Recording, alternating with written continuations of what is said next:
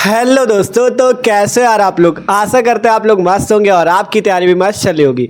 तो जिन छात्रों ने यार अभी तक कुछ नहीं पढ़ा, ठीक है, बहुत से ऐसे छात्र हैं, 90% मान लो ऐसे छात्र हैं जिन्होंने पूरे साल मस्ती की है, उन्होंने फिजिक्स में कुछ नहीं पढ़ा। ठीक है, फिजिक्स में भले ही आपने अगर कुछ ना पढ़ा हो तब भी आप फिजिक्स के पेपर में 70 नंबर ला सकते हो।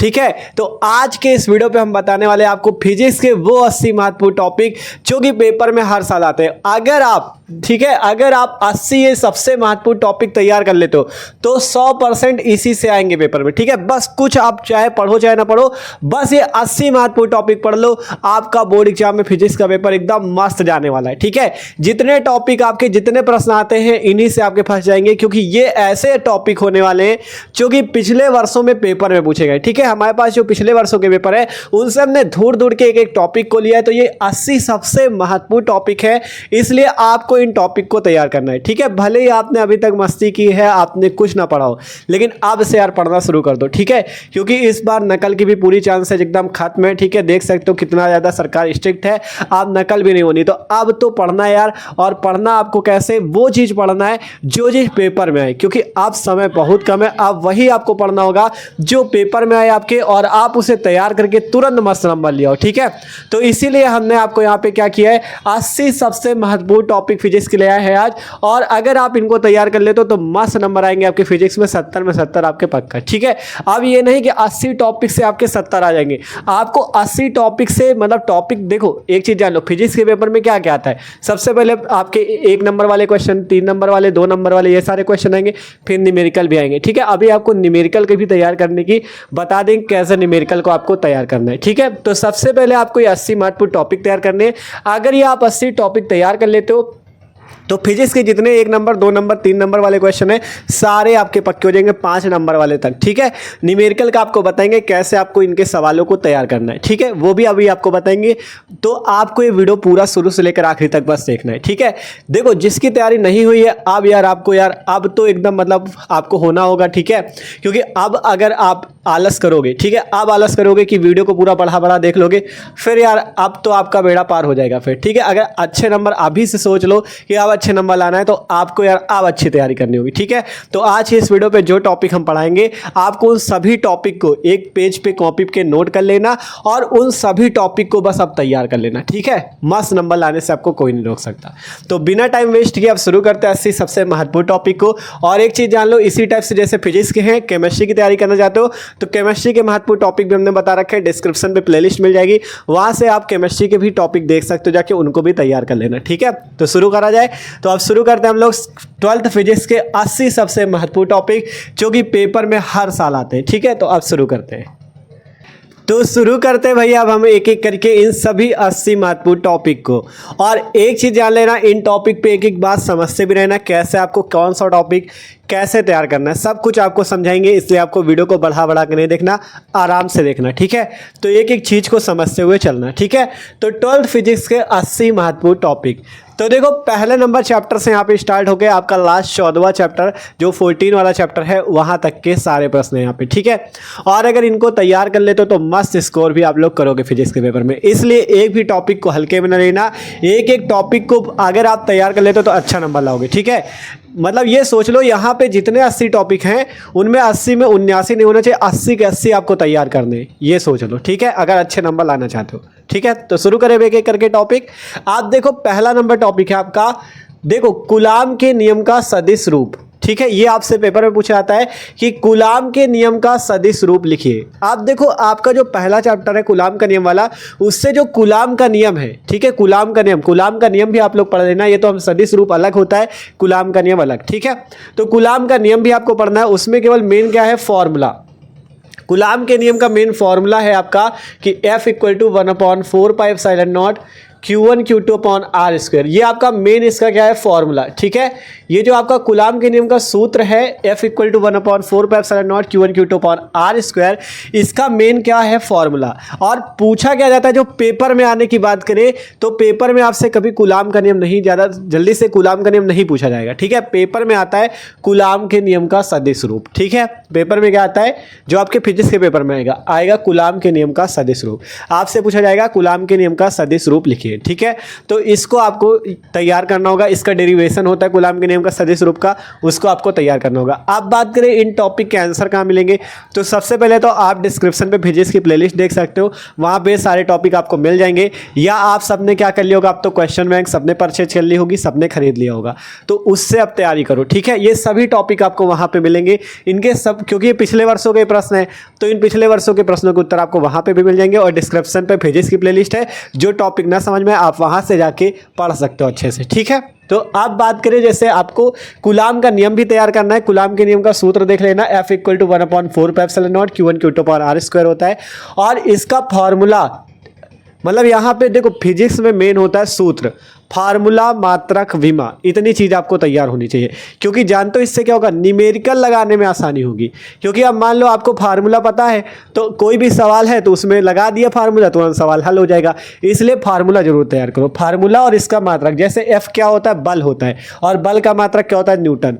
तो ये याद कर लो कि मतलब बल को किससे प्रदर्शित करते हैं, जैसे F से प्रदर्शित करते हैं, उसका सूत्र क्या होता है, उसका मात्रक क्या होता है, ठीक है, और उसकी विमा। इतनी चीज़ आपको तैयार करनी, किसी भी सूत्र को आप तैयार कर रहे हो। क्योंकि आपसे मान लो कभी पूछ लिया गया न्यूटन किसका मात्रक है, बहुविकल्पी पे मान लो दे दिया गया, तो क्या बताओगे, बल का, ठीक है, इस टाइप से। तो आपको पहला नंबर टॉपिक जो 3 नंबर पे पूछा जाता है पेपर पे, कूलाम के नियम का सदिश रूप का व्यंजक लिखिए, ठीक है। तो इसको सबसे पहले आपको तैयार कर लेना, पहला टॉपिक जो है, ठीक है। फिर अगला टॉपिक बात करें, अगला टॉपिक है वैद्युत द्विध्रुव आघूर्ण। वैद्युत द्विध्रुव आघूर्ण क्या होता है, इसकी परिभाषा लिखिए, इसका सूत्र क्या होता है, और इसकी मात्रक, इसकी विमा, ठीक है। सूत्र की बात करें अगर वैद्युत द्विध्रुव आघूर्ण की, तो इसका सूत्र होता है P = Q × 2L, ठीक है। ये इसका सूत्र होता है P = Q × 2L, जहां P को बोलते हैं वैद्युत द्विध्रुव आघूर्ण, Q को बोलते हैं आवेश, और 2L होती बीच की अल्प दूरी, ठीक है। तो ये चीज़ आपको अच्छे से समझना होगा। देखो यहाँ पे परिभाषा, मात्रक और विमा, इतनी चीज़ तैयार करनी, ठीक है। तो वैद्युत द्विध्रुव आघूर्ण क्या होता है, इसकी परिभाषा, इसकी मात्रक, इसकी विमा, इतना आपको तैयार करना है, ठीक है। अगला टॉपिक है वैद्युत बल रेखाएं क्या होती हैं, और वैद्युत बल रेखाओं के गुण लिखिए, ठीक है। 1 नंबर या 2 नंबर पे प्रश्न आएगा, वैद्युत बल रेखाएं क्या होती हैं और वैद्युत बल रेखाओं के गुण को लिखिए, ठीक है। ये भी बहुत ज्यादा महत्वपूर्ण है। अगला टॉपिक है चौथा नंबर, एक समान वैद्युत क्षेत्र में द्विध्रुव पर लगने वाला बलाघूर्ण, इसका डेरिवेशन होता है, ठीक है। ये आपका 5 नंबर पे भी आ सकता है और 3 नंबर पे भी आ सकता है, ठीक है। कि एक समान वैद्युत क्षेत्र में द्विध्रुव पर लगने वाले बलाघूर्ण का सूत्र का व्यंजक कीजिए, ठीक है। ये 3 नंबर या 5 नंबर पे आ सकता है। अगला टॉपिक है वैद्युत द्विध्रुव की अच्छी स्थिति में वैद्युत क्षेत्र की तीव्रता का व्यंजक, दूसरा होता है वैद्युत द्विध्रुव की निरक्षीय स्थिति में वैद्युत क्षेत्र की तीव्रता का व्यंजक। 2 आपके व्यंजक है, वैद्युत द्विध्रुव की अच्छी स्थिति में वैद्युत क्षेत्र की तीव्रता, वैद्युत द्विध्रुव की निरक्षीय स्थिति। यहां पे हमने लिख देना अच्छी या निरक्षी, ठीक है। तो दोनों आपको तैयार करने, पेपर में ये जान लो अच्छी वाला या निरक्षी वाला, इनमें से एक ना एक पेपर में आपको देखने को मिलेगा 5 नंबर पे। तो आपको इसको अच्छे से तैयार करना है, ठीक है। 5 नंबर पे आपका ये आता है, तो आपको इसकी डेरिवेशन जरूर तैयार करना है। वैद्युत द्विध्रुव की अच्छी स्थिति में वैद्युत क्षेत्र की तीव्रता का व्यंजक और वैद्युत द्विध्रुव की निरक्षीय स्थिति में वैद्युत क्षेत्र की तीव्रता का व्यंजक, दोनों डेरिवेशन इंपॉर्टेंट है। 5 नंबर पे कोई ना कोई आएगा जरूर, ठीक है। अगला आपका 6वां नंबर है, वैद्युत क्षेत्र की परिभाषा क्या होती है। वैद्युत क्षेत्र की परिभाषा क्या होती है, वैद्युत क्षेत्र के सूत्र का मात्रक क्या होता है, जो E = वैद्युत क्षेत्र की तीव्रता होती है, उसका सूत्र क्या होता है, उसका मात्रक क्या होता है, ये सब बताना है। तो E का जो सूत्र होता है सबको पता होना चाहिए। E का सूत्र होता है F/Q0, ठीक है। E का क्या सूत्र होता है, F/Q0। तो इसका सूत्र आपको पता होना चाहिए। E वैद्युत क्षेत्र होता है, F बल होता है, Q0 आवेश होता है, ठीक है। तो इसका आपको सूत्र, इसकी परिभाषा, इसका मात्रक, इसकी विमा, इतनी चीज आपको तैयार करनी, ठीक है।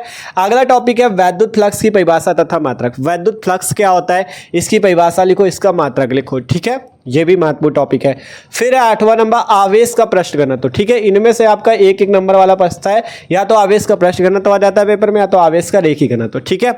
आवेश का प्रश्न घनत्व क्या होता है, इसकी परिभाषा लिखो, इसका सूत्र लिखो। आवेश का रेखीय घनत्व क्या होता है, इसकी परिभाषा लिखो, इसका सूत्र लिखो, ठीक है। ये सभी महत्वपूर्ण टॉपिक है जो कि हम आपको यहाँ पे बता रहे हैं, ठीक है।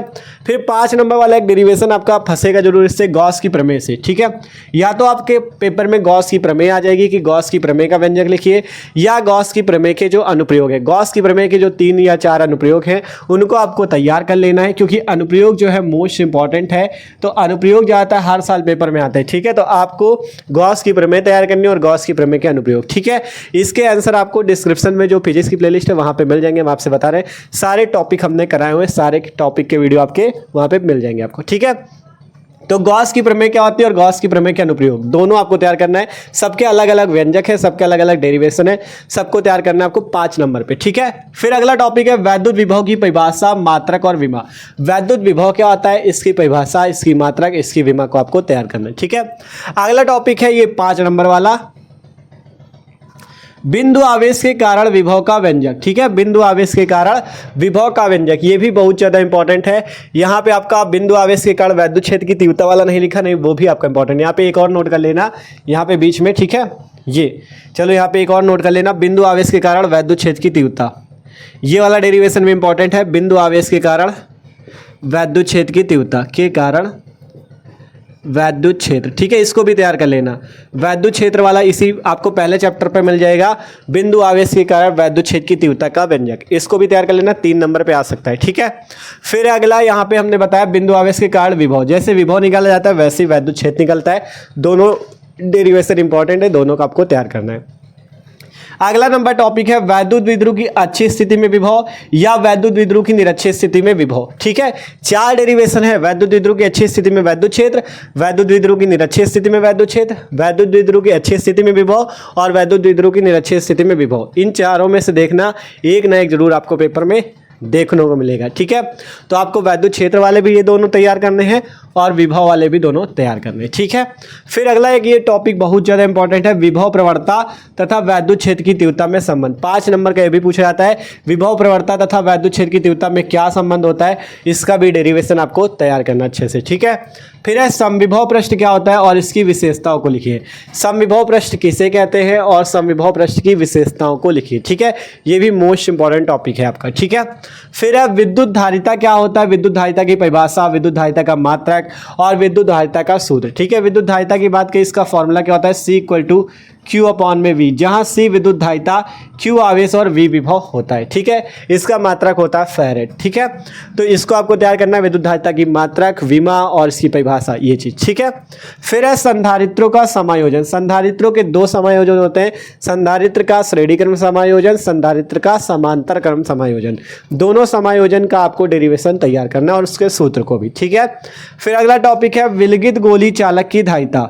विलगित गोली चालक की धारिता का क्या सूत्र होता है, उसको आपको तैयार करना है।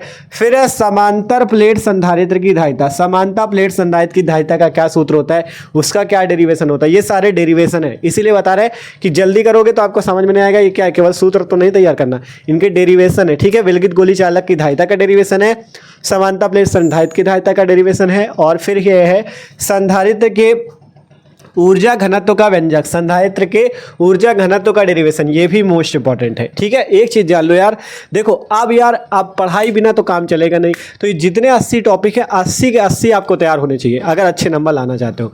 तो इसलिए एक भी टॉपिक को आपको नहीं छोड़ना। देखो आप टाइम अभी अगर यहाँ पे 1.5-2 महीने दबा के मेहनत कर लेते हो ना, तो ये सारे टॉपिक कोई बड़ी बात नहीं, तैयार हो जाएंगे, ठीक है। एक 2 टॉपिक 2 3 इस टाइप से रोज तैयार करोगे तो अभी आपके तैयार हो जाएंगे, कोई दिक्कत नहीं है, ठीक है। तो इसलिए आप मेहनत करो, ठीक है। तो ये 20 टॉपिक अभी हुए हैं, इनको जरा आप लोग स्क्रीनशॉट कर लो, एक कॉपी के पेज में नोट कर लेना सभी टॉपिक को, और एक टॉपिक 2 टॉपिक जितना कर सको, 2 3 टॉपिक एक दिन में तैयार करो, आपके सारे टॉपिक तैयार हो जाएंगे, ठीक है। तो अब इनको नोट कर लो, अब देखते हैं अगले टॉपिक, ठीक है। तो आप देखते भैया जो आगे के टॉपिक है 20 नंबर तक हो गए थे प्रश्न, आगे से देखो, ठीक है। उतने भी आपको तैयार करने, अब आगे के देखो 21 नंबर से आप देखो। अब बात करें अगर कि अगला क्वेश्चन कौन सा आपका, अगला है अनुगमन वेग की परिभाषा, ठीक है। आपसे पूछा था पेपर में अनुगमन वेग किसे कहते हैं, इसकी परिभाषा लिखिए, इसका सूत्र लिखिए, ठीक है। सूत्र भी लिख सकते हो इसका, तो अनुगमन वेग की परिभाषा भी आपको तैयार कर लेनी, ठीक है। फिर इसके बाद एक इंपॉर्टेंट डेरिवेशन है जो कि पेपर में आता है, कौन सा, वो है विद्युत धारा तथा अनुगमन वेग में संबंध, ठीक है। 2 नंबर या 3 नंबर पे ही आएगा, विद्युत धारा तथा अनुगमन वेग में संबंध का डेरिवेशन करिए, ठीक है। फिर है अनुगमन वेग के आधार पे ओम के नियम की उत्पत्ति, ये मोस्ट इंपॉर्टेंट है, ठीक है। अनुगमन वेग के आधार पे ओम का नियम, ठीक है, ये आपका मोस्ट इंपॉर्टेंट है, आपको अनुगमन वेग के आधार पे दिखाना होता है ओम का नियम, ठीक है। तो ये बहुत ज़्यादा इंपॉर्टेंट डेरिवेशन, इसको भी आपको तैयार करना है। फिर एक गतिशीलता क्या होता है, गतिशीलता की परिभाषा लिखिए, ठीक है। गतिशीलता किससे कहते हैं, गतिशीलता की परिभाषा को लिखिए। फिर इसके बाद है वैद्युत ऊर्जा तथा शक्ति क्या होता है, वैद्युत ऊर्जा किसे कहते हैं, वैद्युत शक्ति किसे कहते हैं, इसका सूत्र, इसकी परिभाषा, ये चीज़, ठीक है। फिर है किरचॉफ के नियम, ये भी मोस्ट इंपॉर्टेंट है। किरचॉफ के 2 नियम होते हैं, किरचॉफ का प्रथम नियम और किरचॉफ का द्वितीय नियम, इनको भी आपको तैयार करना है, किरचॉफ के दोनों नियम को। फिर है व्हीटस्टोन सेतु, 5 नंबर पे पूछा जाएगा व्हीटस्टोन सेतु। व्हीटस्टोन ब्रिज क्या होता है, इसका चित्र, इसका सिद्धांत, ये चीज़ें, ठीक है। तो व्हीटस्टोन सेतु भी मोस्ट इंपॉर्टेंट 5 नंबर पे आता है।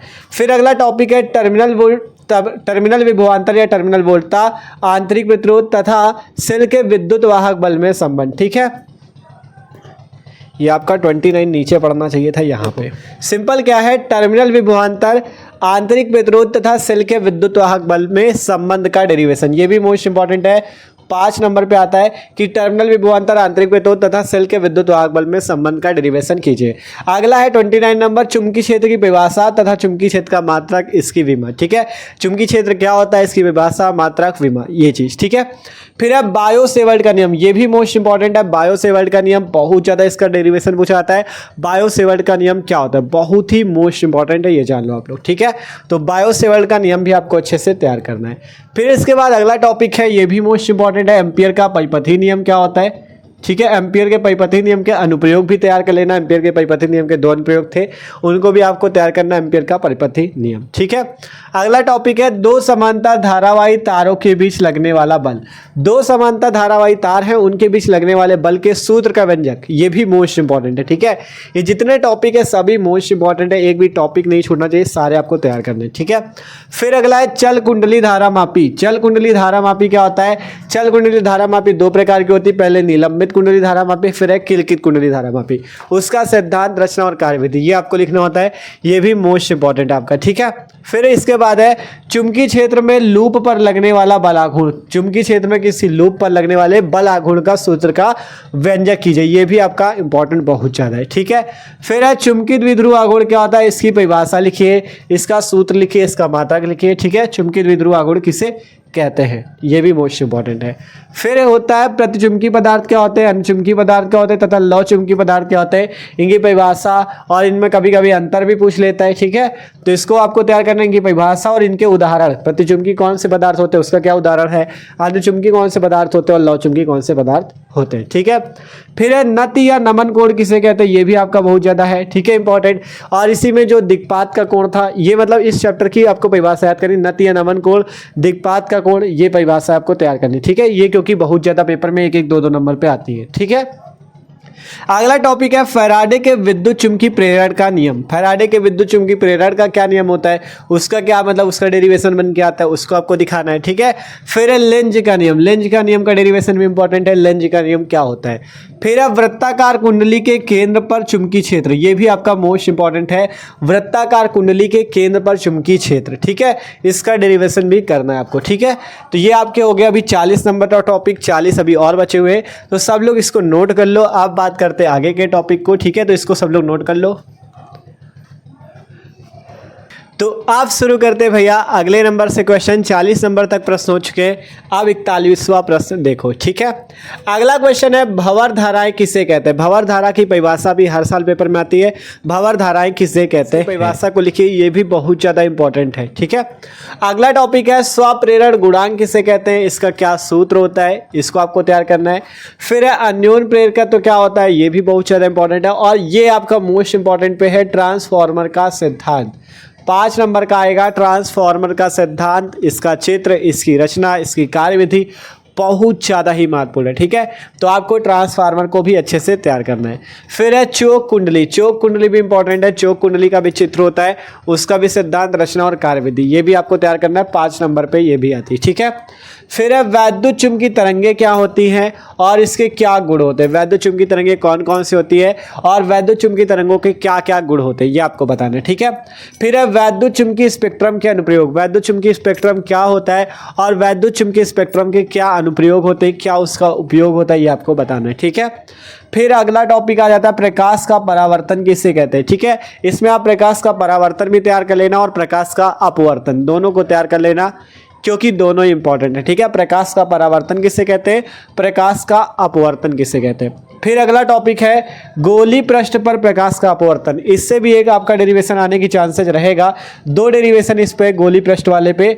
गोली दो पृष्ठ होते हैं, पहला गोली उत्तल पृष्ठ पर प्रकाश का अपवर्तन, फिर गोली अवतल पृष्ठ पर प्रकाश का अपवर्तन। दोनों डेरिवेशन इंपॉर्टेंट है, आपको दोनों डेरिवेशन अच्छे से तैयार करने हैं। इसके दो डेरिवेशन कौन से? पहला गोली उत्तल पृष्ठ पर प्रकाश का अपवर्तन का व्यंजक, फिर गोली अवतल पृष्ठ पे। दोनों डेरिवेशन इंपॉर्टेंट है, दोनों में से एक ना एक आपका आने की चांसेस रहेगी, तो दोनों को आपको अच्छे से तैयार करना है, ठीक है।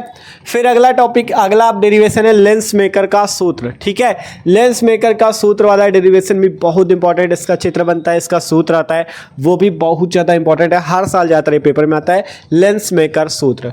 फिर अब प्रिज्म के अपवर्तनांक का व्यंजक। प्रिज्म के अपवर्तनांक का क्या व्यंजक होता है? अगर बात करें प्रिज्म के अपवर्तनांक के व्यंजक की, तो इसका सूत्र भी जान लो। इसका सूत्र होता है n इक्वल टू आपका sine a plus del m by to,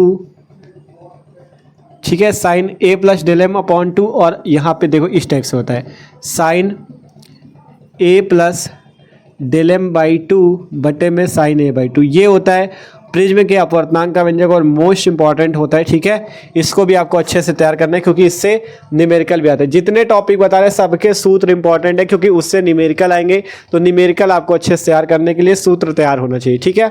तो प्रिज्म के अपवर्तनांक वाला ये भी डेरिवेशन इंपॉर्टेंट है, ठीक है। फिर अगला टॉपिक है प्रिज्म द्वारा प्रकाश का वर्ण विक्षेपण कैसे होता है। वर्ण विक्षेपण क्या कैसे होता है, वर्ण विक्षेपण को बताइए, ठीक है। मतलब सीधा सीधा वर्ण विक्षेपण किससे कहते हैं ये आपको बताना है, ठीक है। फिर है हाइगेंस का, ये भी मोस्ट इंपॉर्टेंट पे ले लो, हाइगेंस का द्वितीयक तरंगिकाओं का सिद्धांत। हाइगेंस का द्वितीयक तरंगिकाओं का सिद्धांत क्या होता है, और इसके संबंध में दो डेरिवेशन और है। पहला तो ये हाइगेंस का द्वितीयक तरंगिकाओं का सिद्धांत आप तैयार कर लेना, फिर इससे दो आपके डेरिवेशन बन जाते हैं कि हाइगेंस के द्वितीयक तरंगिकाओं के सिद्धांत से प्रकाश के परावर्तन की व्याख्या, और दूसरा डेरिवेशन बनता है हाइगेंस के द्वितीयक तरंगिकाओं के सिद्धांत के आधार पर प्रकाश के अपवर्तन की व्याख्या। दो डेरिवेशन इससे बनते हैं, हाइगेंस के द्वितीयक तरंगिकाओं के सिद्धांत से प्रकाश के परावर्तन की व्याख्या, और दूसरा प्रकाश के अपवर्तन की व्याख्या, ठीक है। तो ये भी बहुत ज्यादा ही महत्वपूर्ण है, इनको भी आपको अच्छे से तैयार कर लेना है, ठीक है। फिर प्रकाश का व्यतिकरण। प्रकाश का व्यतिकरण किसे कहते हैं, प्रकाश के व्यतिकरण की क्या शर्तें होती हैं, इसको भी तैयार करना, व्यतिकरण की शर्तें, ठीक है, क्योंकि व्यतिकरण की शर्तें भी पूछी जाती हैं, तो वो भी महत्वपूर्ण है। फिर है कला संबद्ध स्रोत किसे कहते हैं। कला संबद्ध स्रोत किसे कहते हैं, इसको आपको बताना है, ठीक है। कला संबद्ध स्रोत क्या होते हैं। फिर है फ्रिंज की चौड़ाई के लिए व्यंजक, ये भी मोस्ट इंपॉर्टेंट है, हर साल यार आता है ये फ्रिंज की चौड़ाई के लिए व्यंजक वाला, ठीक है। फ्रिंज की चौड़ाई के लिए व्यंजक, ये भी मोस्ट इंपॉर्टेंट है। फिर है एकल झिर्री के कारण विवर्तन, ये भी आपका मोस्ट इंपॉर्टेंट है, एकल झिर्री के कारण विवर्तन, ठीक है। दोनों डेरिवेशन इंपॉर्टेंट है, फ्रिंज की चौड़ाई के लिए व्यंजक और एकल झिल्ली के कारण विवर्तन, ठीक है। फिर अगला है प्रकाश का ध्रुवण किसे कहते हैं, आपको ये बताना प्रकाश का ध्रुवण क्या होता है। फिर है पोलराइड क्या होता है, पोलराइड का क्या उपयोग होता है, ठीक है। ये भी आपका मोस्ट इंपॉर्टेंट है, ठीक है। तो ये आपके जितने टॉपिक अभी कितने हो चुके हैं, 60 टॉपिक, 60 हो चुके हैं, ये सभी टॉपिक इंपॉर्टेंट है, ठीक है। तो अब सब लोग इन टॉपिक को भी नोट कर लो, ठीक है। जितने टॉपिक करा रहे हैं सब इंपॉर्टेंट है यार, अच्छे से प्लीज तैयार कर लेना, कम से कम ये तो हो जाएगा कि हमारी मेहनत भी आपकी सफल हो जाएगी, और आपके टॉपिक तैयार हो गए तो आप भी एग्जाम में अच्छे नंबर लेके आओगे, ठीक है। तो इनको स्क्रीनशॉट कर लो। आप बात करते हैं अगले टॉपिक। तो आप देखते भाई आज जो आगे के क्वेश्चन है उनको कैसे, आपको कौन कौन से क्वेश्चन है कैसे तैयार करना है, ठीक है। अगला प्रश्न आपका मोस्ट इंपॉर्टेंट, ये परिभाषा भी समझ लेना। अगली परिभाषा 61 नंबर पे, प्रकाश विद्युत प्रभाव की परिभाषा क्या होती है, और प्रकाश विद्युत प्रभाव की परिभाषा पूछी जाती है, और एक ये कार्यफलन किसे कहते हैं, ठीक है।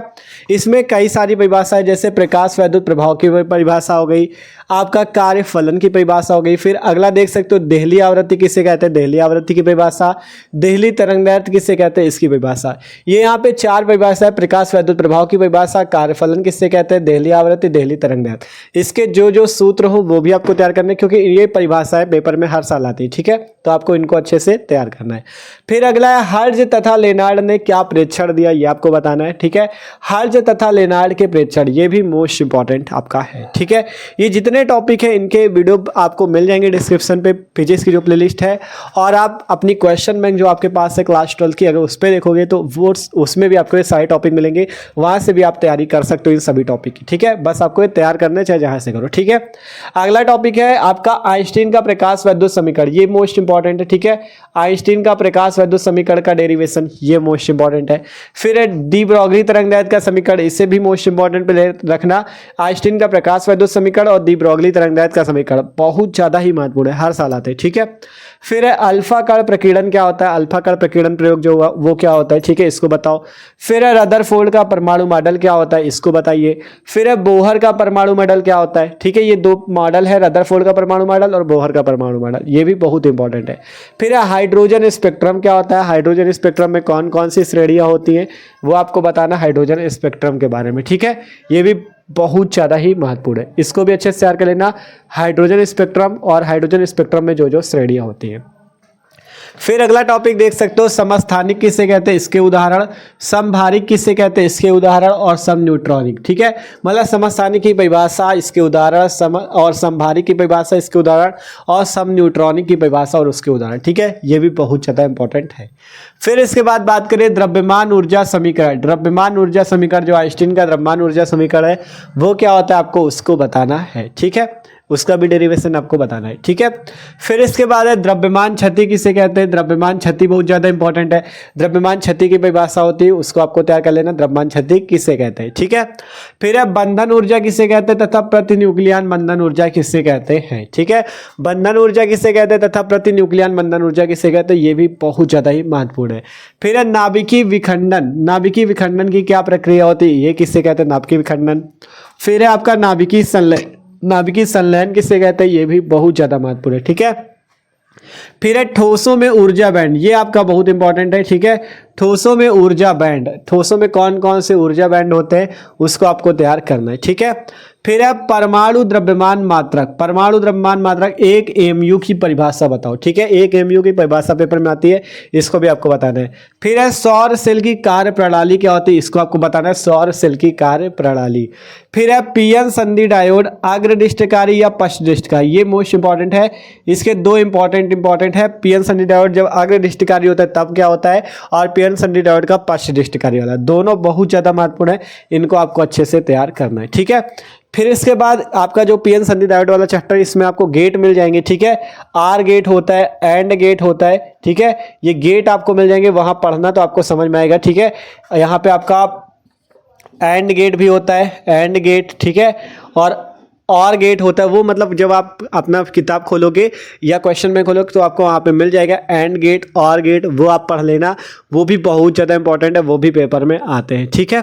तो ये आपका अगला टॉपिक था, इसको भी आपको तैयार करना है, जो गेट आपके पेपर में आते हैं, ठीक है, एंड गेट, और गेट क्या होता है, ठीक है, नॉट गेट, नॉर गेट, ये सारे इंपॉर्टेंट है, ठीक है, तो इनको भी आपको अच्छे से तैयार करना है। तो ये थे यार आज के फिजिक्स के सबसे ज़्यादा महत्वपूर्ण 80 टॉपिक। अब आप अगर इन्हें तैयार कर लेते हो तो आप फिजिक्स में अच्छे नंबर ला सकते हो, क्योंकि अब बहुत कम समय बचा है, इसीलिए हमने ये 80 टॉपिक बता दिए कि अभी तक जिसने कुछ ना पढ़ा हो बस इतना पढ़ लो, आप अच्छे स्कोर करके आओगे फिजिक्स के पेपर में, ठीक है। तो यार वीडियो अच्छा लगा हो तो लाइक कर लेना, और जो लोग चैनल पर नए हो सब्सक्राइब कर लो, और केमिस्ट्री वाला वीडियो भी जाके देख लेना, प्लेलिस्ट डिस्क्रिप्शन में मिल जाएगी, फिजिक्स की भी केमिस्ट्री की भी, वहाँ से मस्त तरीके से तैयारी कर सकते हो। और सब्सक्राइब कर लो चैनल को, क्लास 12 के सभी सब्जेक्ट की तैयारी मस्त तरीके से चल रही है।